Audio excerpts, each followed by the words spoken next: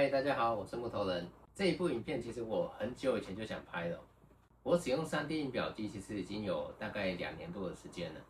在 3D 印表機剛面世的時候，其實我就買了一台。不過當時3D 印表機的學習成本很高，我光是要印一個檔案我可能就花了幾個小時在那邊學習如何使用。而且最糟糕的是印出來的成品瑕疵很多我必須要花很多的時間去學習才有辦法印出完美的成品。當時我那個印表機也花了快1萬多塊用沒幾次就擺着，之後幾乎都沒有再用到。直到2年前我發現了拓足這個牌子，沒有研究我都不懂一研究發現不得了。我沒有想到現在的 3D 印表機可以這麼的方便。今天我就會來介紹3D 印表機到底對我這個職業木工帶給我什麼幫助。我用印表機列印了哪些工具，我也會簡單介紹一下拓足的使用方式。那我們就開始吧。現在大家看到這一款是拓足的 PS， 這一款它是有封箱的，這台是我前幾周才買的。那我一開始不是購買這一台，我是購買沒有封箱的版本，是有一台叫 A1 的。直到最近拓足出了 P2S 因此这個 PS 就大降價所以我才入手了這個封箱的 PS。那拓足還有好幾個更高階的版本那價格就會比較高一點不過我的需求沒有那麼高所以我買最基礎的這個封箱版本 PS 就很夠我用了。那這裡我比較想跟大家說的是，為什麼我會想使用拓足。那我現在會示範一下它的使用界面給大家看。現在大家看到的這個是 Bambu 的 App 點擊左下的模型你可以看到這都是各個創作者上傳的 3D 列印檔。我們只需要選擇你自己想要的，點下去，按準備打印。那選擇你的印表機，按下一步，那按開始打印它就把你印好了，非常的方便那你在上面搜尋假設我是木工嘛 ，Woodworking， 就一堆跟木工有關的輔具基本上你想得到的東西都有人畫出來給你。那如果真的上面沒有你要的檔案那你就使用 3D 繪圖軟體自己畫一個。在列印的過程中它都會顯示現在的一些狀態它還要印多久，那現在的進度到幾%。像這些模型你也都可以自定義你的收藏夾像我的分類就很多你也還可以自己上傳你的模型給大家去下載那別的人如果使用了你的檔案你就會有積分。有積分的話，你還可以用這些積分去換拓足的產品，使用起來就是很無腦。現在我就來介紹我到底印了哪些東西首先是這個掛 F 夾的一個架子我印了好多個。那我這個是用 PLA 印的它強度其實就很夠了。這種掛快速夾的。那這一款是拿來掛鋸子用的。那這個是拿來掛錘子用的。然後後面它已經連這個法式這個卡槽都印好了。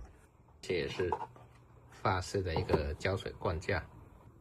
那你的電動工具如果集成孔跟你的現在現成的集成機不匹配也可以印這種轉接管。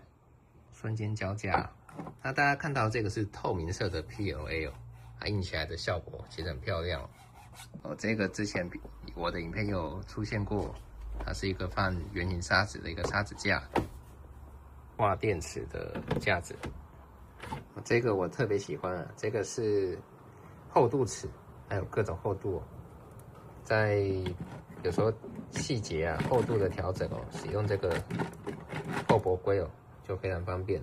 這個是 Domino 用的專門的膠頭，它可以剛好卡到 Domino 的槽裡，然後把膠擠出來。我最近買的水磨機嘛，那它原本有個可以轉向的底座，我記得原廠的要2-3千塊那我自己印了一個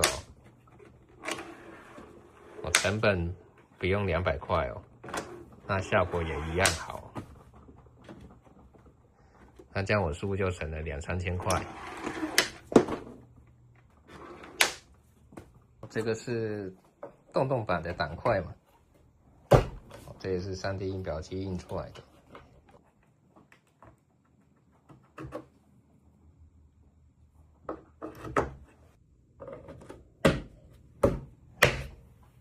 集成用的這個擋風罩哦，上面的轉接孔哦，還有這個集風罩都是 3D 印表機印的。好，那再到看上面哦，上面的這個3通啊，也是。這是我印來放一些5金零件用的盒子哦。啊，這樣这個可以堆疊。最近買的這個2手磨刀機哦，賣家哦，他本來就已經買很多配件了啦，可是還有缺蠻多的哦，像這個磨剪刀的配件、磨雕刻刀的配件哦，本來都沒有。那我就去搜尋了一下哦，已經有人畫好現成的3D 檔哦，那就下載下來就把它印出來了。這些東西一個都1-2千塊哦。用印的雖然它的效果不會有原廠的好，可是因為這種東西有時候很少用嘛，你如果要花個1-2千塊哦，有時候花不下去。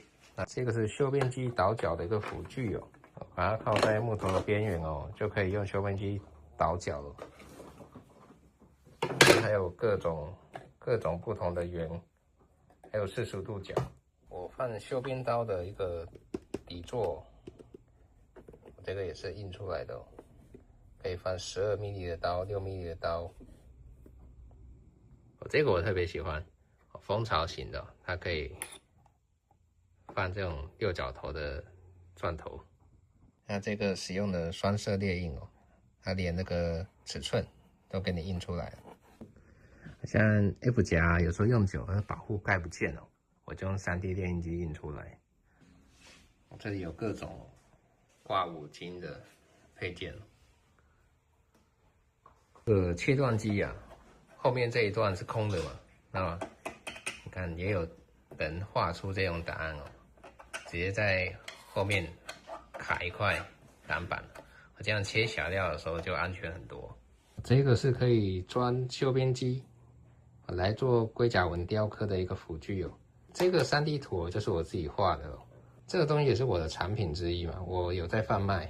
這些在拓足 App 抓得到這些圖檔，其實它都是有版權的。你如果只是下載下來使用是沒有問題哦，那你如果要拿來販售的話，那是不行的。所以像這種要販售的圖檔哦，你都是要自己去畫哦。以上就是我有列印的一些木工工具，那其實還有很多啊，根本就是拍不完。不過在使用3D 列印機啊，就是比較会有個小缺，就是很容易印一些沒有用的垃圾。所以印之前我還是要考量一下這些東西到底有沒有需求。那大家可能也會好奇，線材貴不貴？3D 列印的線材有很多的種類哦。那最基本款的這個叫 PLA，PLA 是玉米澱粉去做的哦，它是一個可以降解的材料。拓足原廠的線材哦 ，PLA 大約是200多塊。線材有原廠，那當然也有副產的，最便宜的可能一卷100出頭就有了。那有一種說法是，使用原廠的話，比較不會有堵頭的問題。那我自己是2個副產跟原廠都有在用，有時候成本也是一個考量。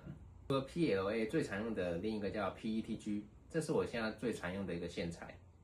那它的硬度、強度會比 PLA 還要好，只是 PETG 就比較怕潮濕了哦，所以像這種線材哦，都必須要乾燥哦，在列印之前，我必須用乾燥機把它乾燥過。像我之前使用的 A1 哦，它因為沒有封箱哦，所以這些線材它也都是裸露在外面的，還必須自己用 3D 列印機哦，去印一些可以把這些線材給封住的一些配備哦。這個在拓足的 App 裡面也都找得到。那使用久了啊，我就開始嫌麻煩了，想要更便利一點哦，不想花時間去做乾燥的動作。那所以我現在的搭配是哦，我上面會搭配拓足的 ANS 哦。